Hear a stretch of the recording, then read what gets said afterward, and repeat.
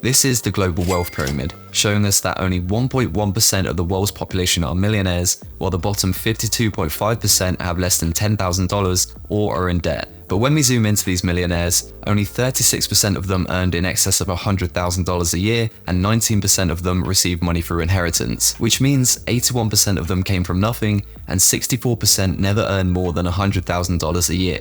So, what do these millionaires know that we don't? Well, one man named Ronald Reed figured it out. Working as a gas station attendant and janitor his entire life, making between $15,000 and $25,000 a year, he somehow managed to amass over $8 million before he passed away in 2014. And Ronald accumulated his wealth without telling a single person, not even his family, which may have been a contributing factor that we'll discuss later, but the crucial key to his riches and success was in fact very simple. Instead of treating his finances as a means of servicing his needs and wants, he instead ran his finances as if he himself was the business.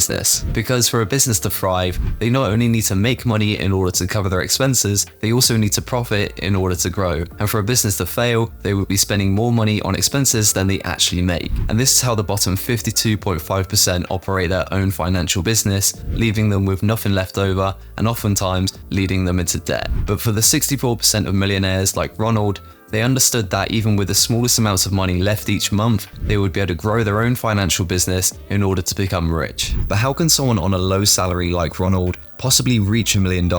Even if he saved $500 every month for 40 years, he would have only been left with $240,000. And saving his entire income without spending a single dollar throughout those same 40 years, he would have only been left with $800,000, which is 10 times less than the $8 million he amassed. So the question is, how did he really pull this off? Well, Ronald didn't have rich parents to hand him his fortune, but he did understand one thing: the power of compound interest. Once famously quoted by Einstein as the eighth wonder of the world, also stating that he who understands it earns it, he who doesn't pays it, which is so true. He would have in fact lost money to inflation, meaning that $240,000 would only be worth $50,000 in today's money, assuming an inflation rate of 3% a year, but using it to his advantage, Ronald's $500 being invested every month at a return rate of 7% would have amassed him over $1.2 million in that same period. Now, no one knows exactly how much Ronald was investing every month, but let's assume that he started at the age of 22 and invested $400 every month till he passed away at the age of 92. This would have totaled the $8 million that he managed to accumulate,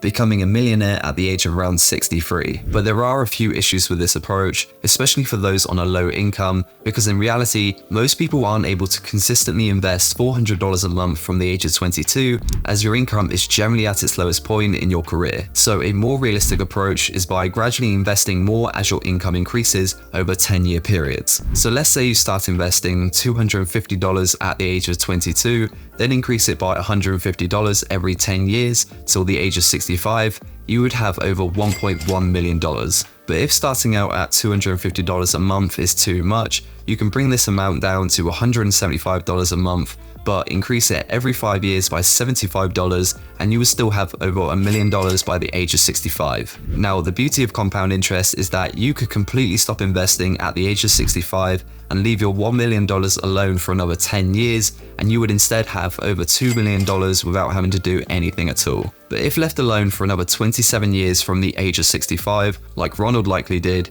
you would have well over $6.4 million.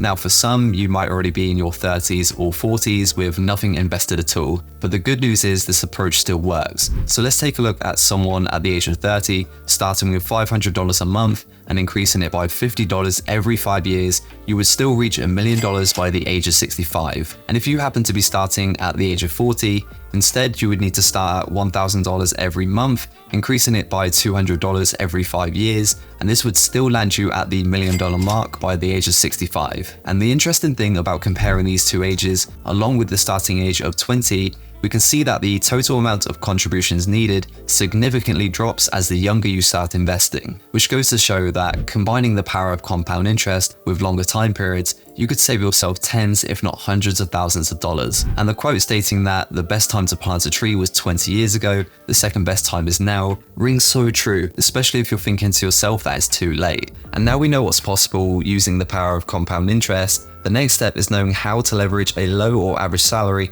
in order to plant the seed that will grow into your $1 million tree. And this all starts with a simple budgeting formula, with the most common one being 50% goes towards your needs, 30% towards your wants, 20% towards your savings, which is also known as the 50-30-20 rule. So let's say you're 30 years old on a $34,000 salary with $30,000 left after tax. This would mean you would have $15,000 towards your needs, $9,000 towards your wants, and $6,000 towards your savings, which also checks out with the $500 a month investing example that we did earlier. And we can also think of them as levers instead of a fixed rule, meaning you could pull back on your wants to 20% and then use that extra 10% to push up your savings to 30%, which will result in you becoming a millionaire by the age of 60 instead of 65. But let's say your housing costs are $16,000, along with $5,000 on car payments, food, insurance. You're already at 70% of your needs. In this scenario, you could pull back on your wants, bringing them down to 10% and still leaving you 20% for savings. Now, the trade-off is you will be living a more frugal lifestyle where leisure activities will be limited. So you have two other options, and the first one would be to reduce your needs by driving a cheaper car, cooking at home instead of dining out, or choosing a more affordable location for housing, which could lower your expenses to 60%,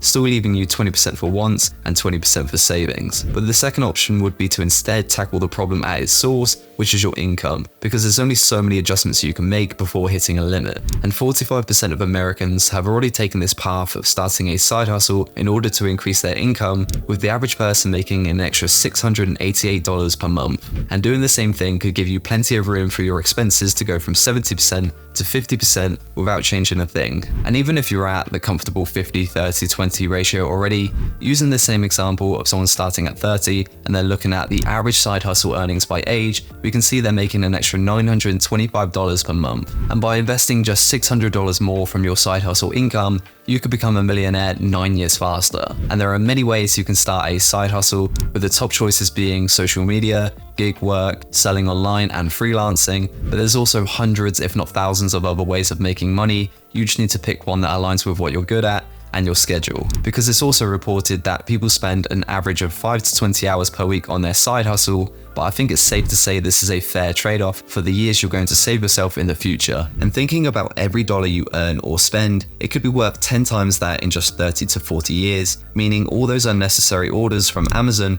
didn't really cost you $1,000. Instead, it could have cost you an extra $10,000. And this doesn't mean locking yourself away, working 80 hours a week and not spending a single dollar on anything, because what sort of life would that be? The reason you work so hard is so you can enjoy your life today as well as in the future. Take a look at Ronald Reed. He didn't live a lavish lifestyle despite knowing he could afford the big house, fast car, and luxury items. Instead, he lived within his means and didn't feel the need to boast about his wealth buying meaningless objects. Instead, he lived a normal life without telling a single person about his millions, which could be another key factor in his success. And this seems to be a common theme amongst lottery winners that go broke. They're either flaunting and spending their money like it will last forever, or the people around them will leech onto them and gradually drain it away. Allowing yourself to feel rich and letting everyone know could easily become the downfall of your wealth, because if you have $100 in your bank account, you're consciously going to avoid things you can't afford. But if you have $10,000 in your account, you're going to feel like purchases here and there won't matter,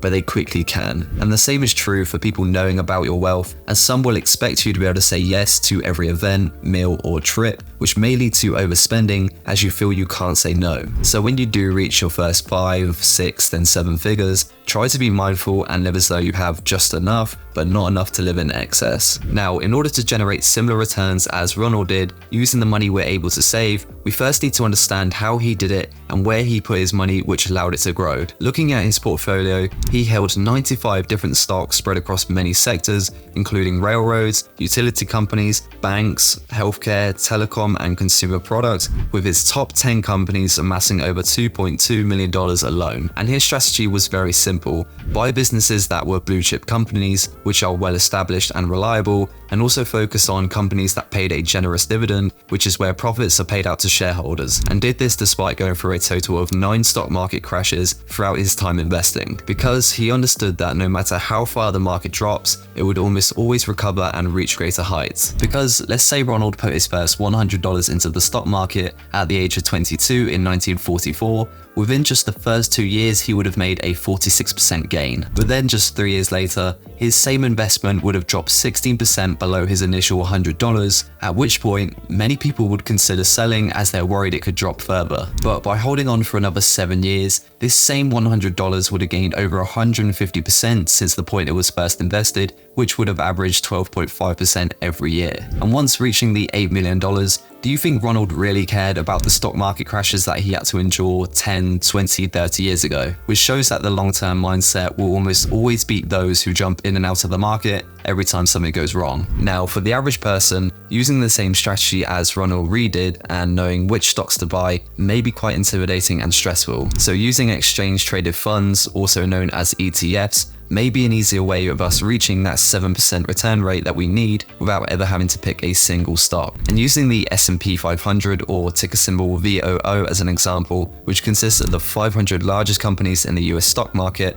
has historically averaged returns of 10 to 11% a year. And this is the ETF I use for my investing examples, because with a 10 to 11% yearly return, minus the average inflation rate of 3%, we reach that 7% return rate. Warren Buffett also famously made a $1 million bet back in 2008, challenging hedge funds to beat the performance of the S&P 500 over 10 years, because he was so confident that no one could do it. And only one hedge fund took him up on that offer. But fast forward 7 years later, the co-founder left and wrote, "For all intents and purposes, the game is over, I lost." Which goes to show that not even professionals who do this every day can beat the performance of the S&P 500 over long periods. Now, one other side of the equation that we need to factor in is taxes, because holding your investments inside of a normal brokerage account means you're liable to pay taxes on both capital gains and dividends. And knowing where to hold your investments can save you tens or if not hundreds of thousands of dollars in the long run. So in the US, you have the option of using a Roth IRA, and here in the UK, we have a similar option called the Stocks and Shares ISA. And these types of accounts shield your investments from taxes on any dividends or profits made. Now, there's plenty of providers you can use in both the US and the UK, and I personally use an app called Trading 212 for my Stocks and Shares ISA,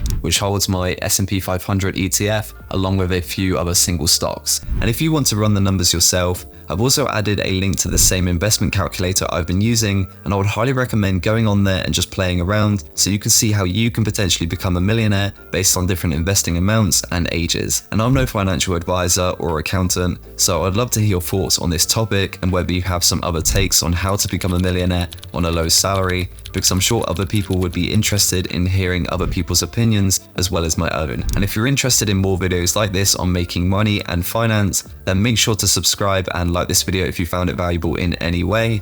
Thanks for watching. I'll see you in the next one.